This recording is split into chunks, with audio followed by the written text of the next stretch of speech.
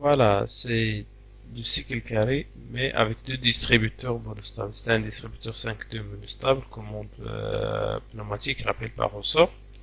Donc, c'est un peu différent que le cycle carré avec les distributeurs commandés par le distributeur bistable. Donc, on va voir maintenant la différence entre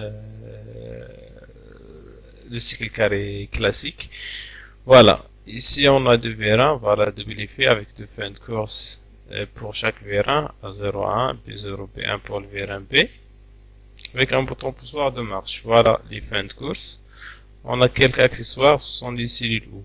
Par exemple, si j'appuie sur le bouton poussoir, donc B0 il est actionné en état de repos, je peux avoir la commande 14 pour faire la sortie de vérin, ou là pour commander la sortie de vérin.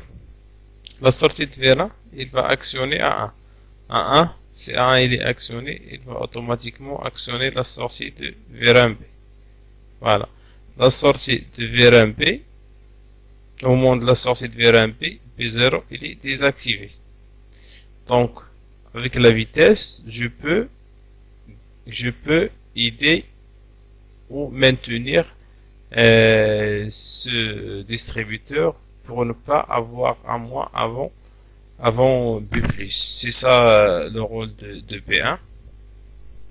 Donc voilà le rôle de B1, c'est juste pour maintenir un peu de pression pour garder l'état, pour ne peut pas faire le rappel par ressort instantanément. Donc le temps de fonctionnement de B1 c'est un temps bref. Donc au moment de voilà, après un certain temps, on a la rentrée de A parce que après un certain temps, parce qu'on a B0 vers l'échappement, donc automatiquement cette commande il va s'échapper à travers l'orifice numéro 3. Donc on a le rappel de ressort pour avoir A-. A-, il va actionner A0 pour ne pas avoir B- avant A-.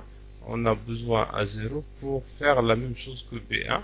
C'est juste, il va retarder un peu la commande, il va retarder la commande des ressorts à travers l'orifice numéro 1 vers le 2 pour commander, juste pour un peu de retard.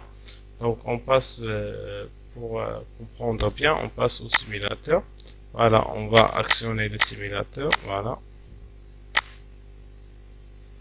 Donc si j'appuie sur le bouton poussoir, c'est un bouton poussoir verrouillable. Voilà, on a la sortie de vérin. Il va actionner A1 pour avoir B+. Voilà.